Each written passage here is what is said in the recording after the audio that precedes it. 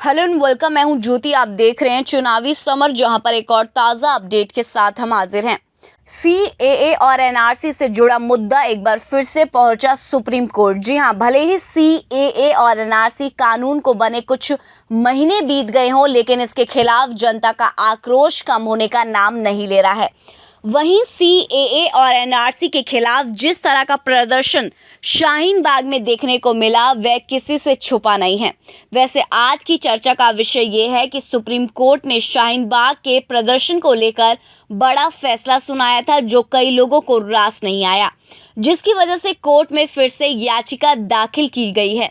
आपको बता दें कि शाहीन बाग में लंबे समय तक चले विरोध प्रदर्शन को लेकर सुप्रीम कोर्ट ने अपने फैसले में ये कहा था कि किसी भी विरोध प्रदर्शन के लिए सार्वजनिक स्थलों को पर विरोध करने का अधिकार पूर्ण रूप से नहीं है। कोर्ट ने यह भी कहा था कि इस तरह के विरोध प्रदर्शनों के लिए सार्वजनिक स्थलों पर अनिश्चित काल तक कब्जा नहीं किया जा सकता है। सर्वोच्च न्यायालय ने यह भी कहा था कि प्रदर्शन निर्धारित स्थलों पर ही लेना होना चाहिए। वहीं कोर्ट ने सख्ती दिखाते हुए ये भी कहा था कि शाहीन बाग से लोगों को हटाने के लिए पुलिस को कार्रवाई करनी चाहिए थी। जाहिर सी बात है कि आलोचकों के अनुसार कोर्ट के फैसले से सरकार के हौसले बुलंद हो गए हैं और सरकार ये मानकर चल रही है कि अब शाहीन बाग जैसा प्रदर्शन उन्हें दोबारा नहीं देखना पड़ेगा। गौरतलब है कि शाहीन बाग में हुए शांति प्रदर्शन से मोदी सरकार की नींद उड़ गई थी और अगर ये प्रदर्शन कुछ दिन और चलता तो सरकार को मजबूरन सीएए और एनआरसी को असंवैधानिक घोषित करना पड़ सकता था। खैर, ये मामला फिर से सुप्रीम कोर्ट पहुंच गया है। बता दें कि सुप्रीम कोर्ट के इस फैसले के खिलाफ अब रिव्यू पिटीशन दायर की गई है।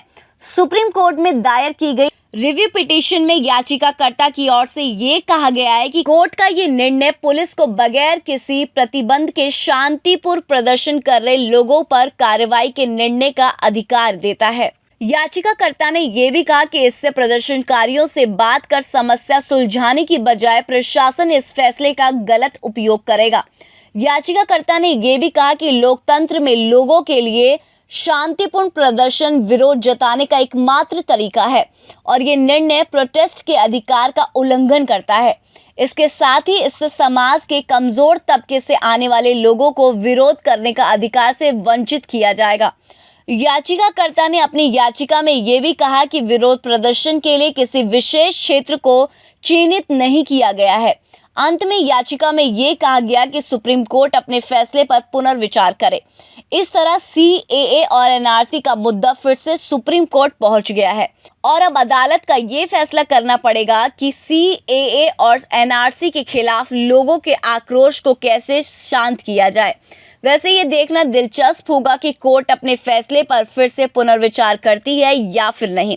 कुल मिलाकर हम ये कह सकते हैं कि सीएए और एनआरसी के खिलाफ विरोध प्रदर्शन को लेकर गेंद सुप्रीम कोर्ट के पाले में है। अब देखना ये है कि सुप्रीम कोर्ट का ये इस मामले में क्या फैसला सुनाती है। इस पर आपकी क्या राय है, आप प्लीज़ कमेंट सेक्शन में ज़रूर लिखें। Thank you so much. Keep watching today's for more news.